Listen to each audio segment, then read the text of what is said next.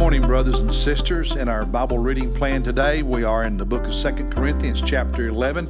And if you haven't done so already, I encourage you to pick up the new bookmark with the Bible reading plan for the remainder of this year. They're available in the worship center on Sundays, in the back of the room on a table there in the middle. So pick up your copy if you haven't done so yet. 2 Corinthians, chapter 11. What I wrote in my journal at the top of it after reading this chapter was substance over style, perseverance over flesh.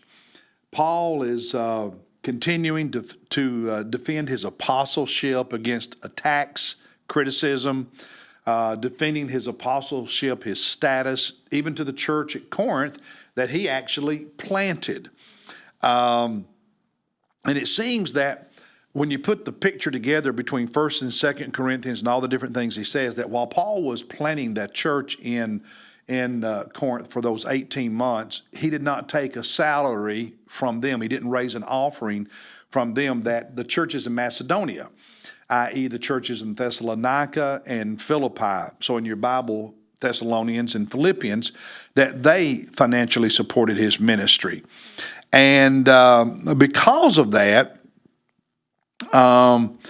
some people in the church apparently did not hold Paul in as much esteem as they did others. For instance, after he left, apparently some other preachers came in who were more publicly gifted than Paul. Maybe we get the picture that they were better speakers, they had more charisma, and they actually raised financial support from the Corinthian believers. And in an odd way, that made them look bigger and Paul looked smaller. And so those are some of the reasons that his apostleship was attacked. And so you look at some of what he says here in chapter 11, starting, for instance, at verse 5. He is defending himself, and he says, "For I consider myself not in the least inferior to the most eminent apostles." Paul says, I don't think of myself as being any less than anybody else, including the 11 disciples, Peter himself. Verse 6, "But even if I am unskilled in speech," okay, maybe some of them are better speakers than me, "yet I am not so in knowledge." None of them are smarter than me and know more than I know. "In fact, in every way, we have made this evident to you in all things." He said, it should be obvious to you. I'm no dummy. Verse 7, "Or did I commit a sin in humbling myself so that you might be exalted because I preached the gospel of God to you without charge?" He said, I made the decision to humble myself and not extract financial support from you. I allowed others in other places to support me. Does that make me less because I loved you enough to do that? Was that a sin? Verse 8, he says, "I robbed other churches by taking wages from them to serve you." So it's not that Paul was against churches supporting him financially. No, he teaches that that's a biblical thing to do. But rather than asking the Corinthians, he asked the Macedonians. It's kind of like when we send missionaries as Southern Baptists with our thousands of missionaries all over the world. We don't ask them to raise their money, their support from the people where they are serving. We support them so they can go there and serve. That's what Paul was doing in Corinth. In verse 9 he says, "And when I was present with you and was in need, I was not a burden to anyone. For when the brethren came from Macedonia, they fully supplied my need. And I wasn't a burden to you." So even when I had hard times, I didn't ask you for help. The believers in Macedonia, Philippi, Thessalonica, they helped me. But for some reason, you're holding that against me and think of me as less. Didn't make sense. Dropping down to verse 13. He says, "For such men are false apostles, deceitful workers, disguising themselves as apostles of Christ. No wonder, even Satan disguises himself as an angel of light. Therefore," in verse 15, "it is not surprising if his servants also disguise themselves as servants of righteousness." He said, you all have been bamboozled by some charlatans who were charismatic and good communicators, and you gave them money, and they were actually false apostles, agents of Satan, and in a strange way, you hold them up over me. He says, what's going on? Chapter 11, verse 20. He said, if you tolerate For you tolerate it if anyone enslaves you, devours you, takes advantage of you.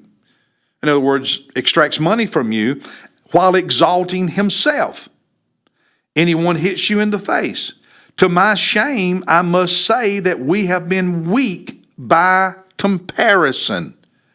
What he says, I didn't do any of that to you. Compared to them, I'm a weakling. Yet you hold them in greater esteem than me.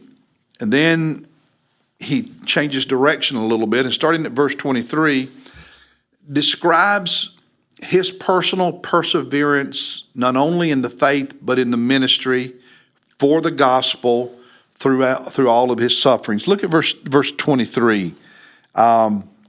He says, are they servants of Christ? I speak as if insane. I'm more so. He says, I don't want to do this, but I got to make the point to you. And far more labors and far more imprisonments, beaten times without number, often in danger of death. 5 times I received from the Jews 39 lashes. 3 times I was beaten with rods. Once I was stoned. 3 times I was shipwrecked. A night and a day I have spent in the deep. I have been on frequent journeys, in dangers from rivers, dangers from robbers, dangers from my countrymen, dangers from the Gentiles, dangers in the city, dangers in the wilderness, dangers on the sea, dangers among false brethren. I have been in labor and hardship, through many sleepless nights, and hunger and thirst, often without food, and cold and exposure. And he said, apart from, or in addition to all these external things, all these physical things, there is the daily pressure on me of concern for all the churches. Paul said, you want to know who I am? I'm not flashy. I'm not charismatic. I'm faithful. I'm obedient. I'm consistent. I share the gospel. And you think less of me than you do these charlatans. It's easy for believers to fall prey to style over substance and forget to honor the consistency and the sacrifice of those who just stuck with it. As that old saying, not all that glitters is gold. The children of God, please be careful.